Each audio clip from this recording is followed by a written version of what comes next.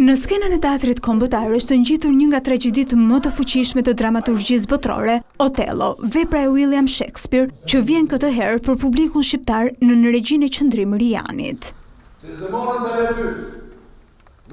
Një shfaqje që vendos në qendër xhelozin, manipulimin, pushtetin dhe shkatrimin e njeriut përballë errësirës së vetes.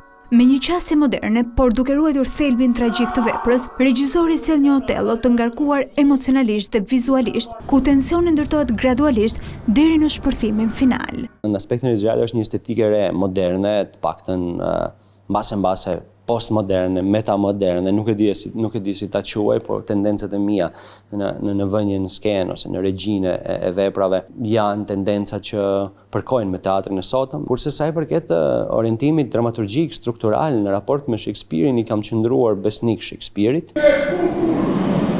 Aktori Arben Derhemi vjen në petkun e Otellos, i cili shfaq një interpretim intensiv dhe të ngarkuar psikologjikisht të personazhit tragjik.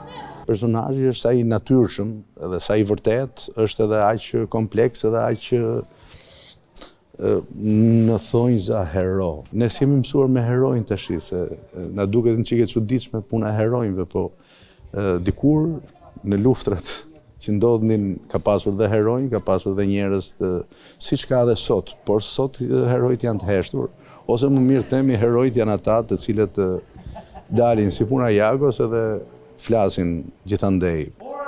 Pjesë e kastit janë edhe aktorët Lulzim Zeqa dhe Donald Sheu, të cilët sjellin personazhe kyç në zhvillim të konfliktit dramatik, duke i dhënë më shumë forcë dhe tension rrëfimit skenik.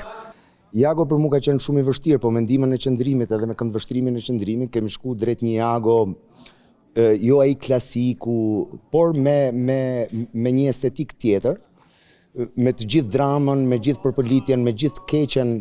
Kasi është një personazh shumë dramatik, i cili vlerëson shumë nderin edhe respektin që ka ndaj Otellos. Dhe në atë moment që ai thyet, ai respekt thyet ndaj Otellos, më pjesa e tij është i humbur komplet derisa zbulohet e gjitha sepse ka ndodhur. Kjo vepër sjell një përballje mes klasikës dhe modernes së teatrit, duke përçuar te artdashësit një eksperiencë të fortë artistike dhe emocionale. Publiku do të ketë mundësi të ndjekë shfaqjen përgjatë kësaj fundjavë dhe tjetrës në skenën e Art Turbinës.